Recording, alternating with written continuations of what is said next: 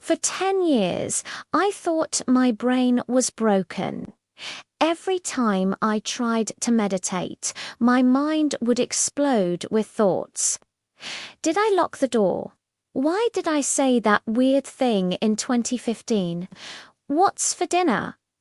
Oh God, I'm terrible at this. Then I'd quit. Because clearly, meditation wasn't for me.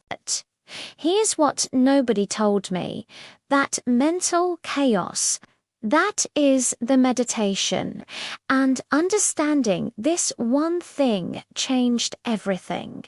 Most people believe meditation means achieving a blank mind, pure silence, complete mental emptiness. So when thoughts appear, and they always do, we assume we've failed. But here's the truth: your brain's job is to think.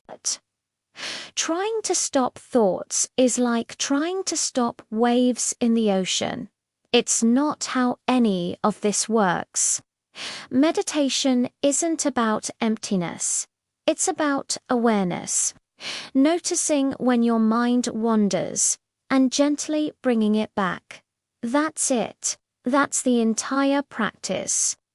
A teacher once gave me this metaphor, and it rewired how I understand meditation. Think of your mind like an untrained puppy. You're trying to teach it to stay, but puppies don't stay. They run off. They get distracted by everything. So what do? You call it back, gently, without anger. The puppy runs off again.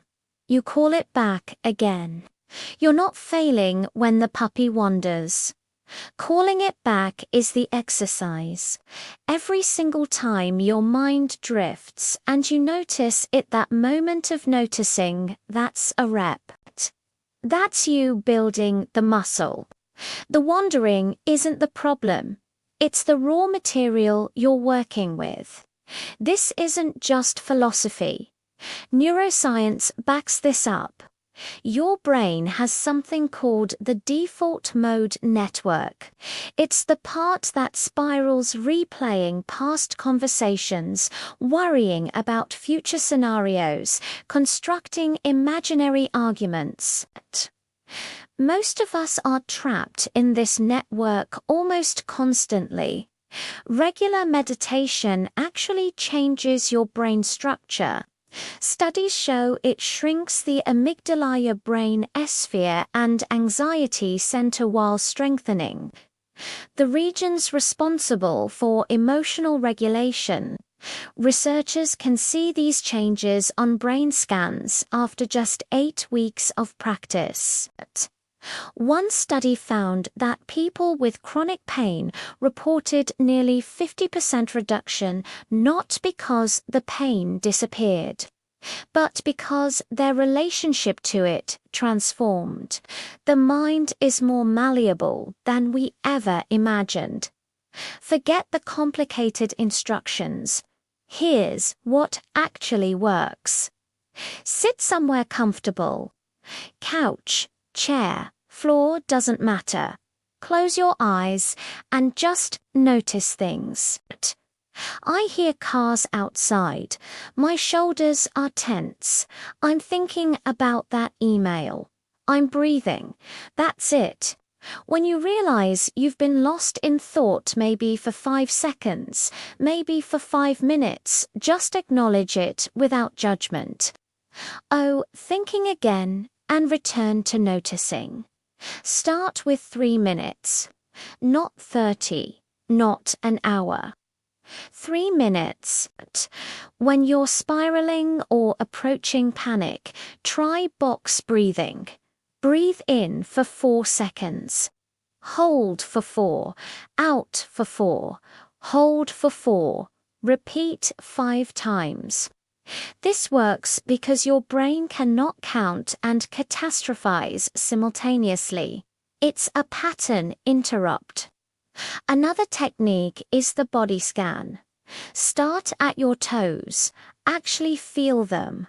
Are they warm? cold, tense.